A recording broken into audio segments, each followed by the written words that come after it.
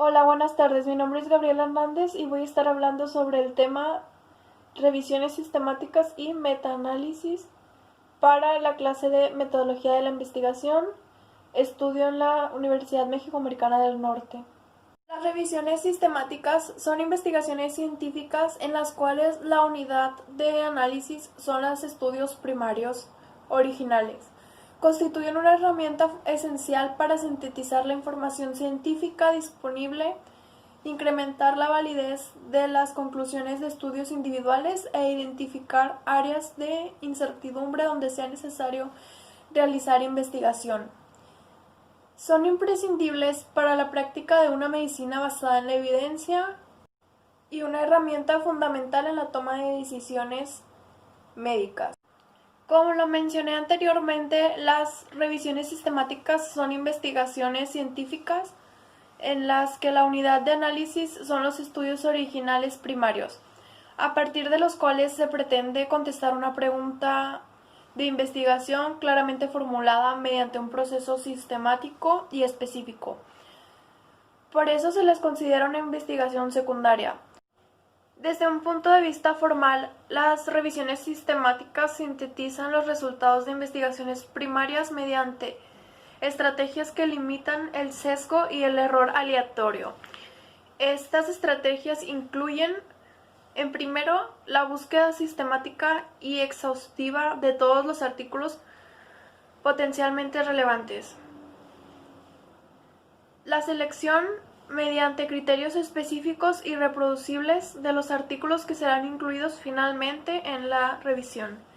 Y por último, la descripción del diseño y la ejecutación de los estudios originales, la síntesis de los datos obtenidos y la interpretación de los resultados. Aunque las revisiones sistemáticas son una herramienta de síntesis de información, no siempre es posible presentar resumidamente los resultados de los estudios primarios. Cuando estos no se combinan estadísticamente, la revisión se denomina revisión sistemática cualitativa. Por lo contrario de cuando es una revisión sistemática cuantitativa o metaanálisis. Es una revisión sistemática que usa métodos estadísticos para combinar los resultados de dos o más estudios. Una diferencia entre la revisión sistemática y la metaanálisis sería que la revisión sistemática siempre es posible, mientras que la metaanálisis solo a veces. Sin embargo, cuando se cumplen las condiciones para realizarlos, el metaanálisis aporta información muy útil y manejable para facilitar la comprensión acerca del efecto de un tratamiento o intervención, tanto en general como en grupos específicos de pacientes. Además, permite aumentar la precisión en la estimulación del efecto, detectando efectos de magnitud moderada pero clínicamente importantes que podrían haber pasado inadvertidos en los estudios primarios. Habitualmente, en el metaanálisis combina datos agregados procedentes de los estudios publicados, pero en ocasiones puede combinar datos individualizados de los pacientes que han participado en varios estudios. Es el llamado metaanálisis con datos individuales de pacientes, considerado patrón de referencia de las revisiones sistemáticas. A diferencia de las revisiones narrativas, en las revisiones sistemáticas se emplea un método sistemático para la búsqueda de los estudios principalmente relevantes junto con unos criterios explícitos y reproducibles, fijados de antemano en la selección. Eso es lo que confiere el carácter científico, a diferencia de las revisiones narrativas. Ahora voy a mencionar las etapas de una revisión sistemática, de forma resumida. La primera sería la definición de la pregunta clínica de interés y los criterios de inclusión y exclusión de los estudios. La segunda sería la localización y selección de los estudios relevantes. Luego le seguiría la extracción de datos de los estudios primarios, después el análisis y presentación de los resultados y por último sería la interpretación de los resultados. Definición de la pregunta clínica de interés. El primer paso es la correcta formulación de dicha pregunta.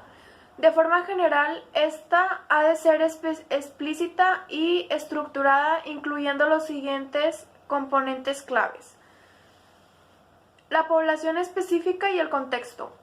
Por ejemplo, pacientes añosos mayores de 75 años, ingresados por infarto agudo de miocardio.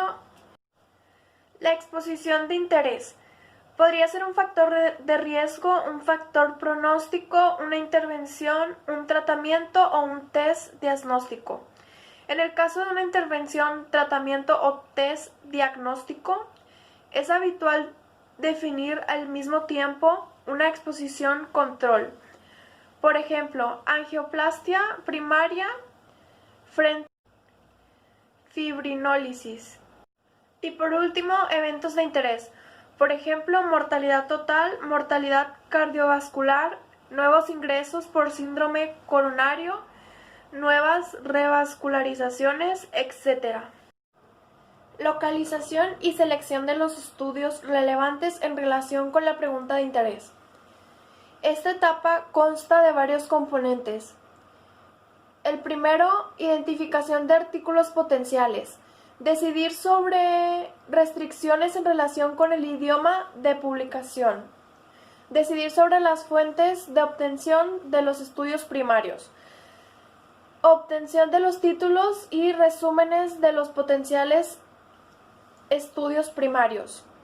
2. Selección de artículos potenciales. Aplicar los criterios de inclusión y exclusión a los títulos y resúmenes obtenidos.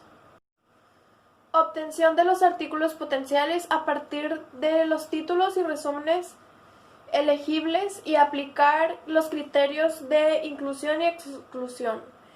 Evaluar la concordancia en la selección de los estudios. Extracción de datos de los estudios primarios. Esta fase requiere la máxima fiabilidad de la información que se recoge de cada estudio seleccionado, por lo que, de nuevo, es conveniente que la extracción de los datos se haga en duplicado. Si no es factible, una alternativa es la realización de una auditoría por un revisor independiente sobre una muestra de estudios escogida aleatoriamente. La información a extraer de los estudios primarios se debe haber consensuado durante la fase de diseño del estudio. En general, debe ser aquella que nos permita aceptar o rechazar la hipótesis del estudio. De forma resumida, la hoja de extracción de datos suele incluir información sobre los pacientes, intervención de interés, intervención control y diseño de estudio. Información sobre los resultados y información sobre la calidad metodológica del estudio. Análisis y presentación de los resultados. La presentación resumida de los resultados de los estudios primarios obtenidos mediante una metodología sistemática y reproducible constituye en sí una revisión sistemática cualitativa.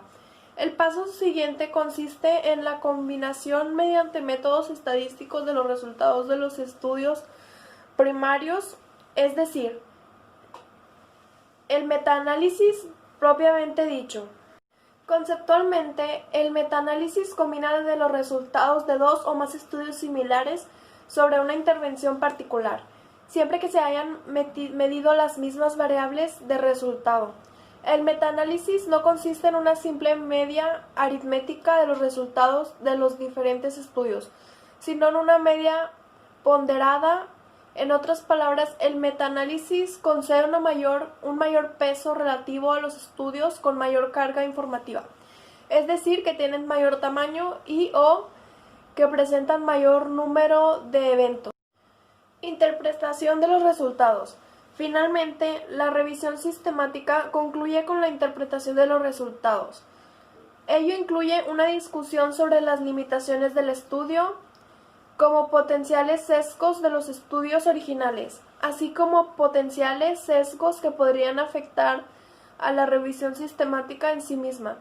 También es importante una discusión sobre la consistencia de los hallazgos y su aplicabilidad, así como proponer recomendaciones para futuras investigaciones sobre el tema de interés.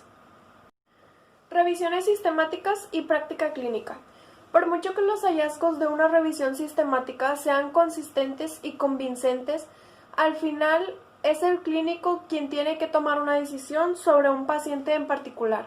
No deben tomarse los hallazgos de las revisiones sistemáticas como normas fijas e invariables, fruto de la ortodoxia vivencialista.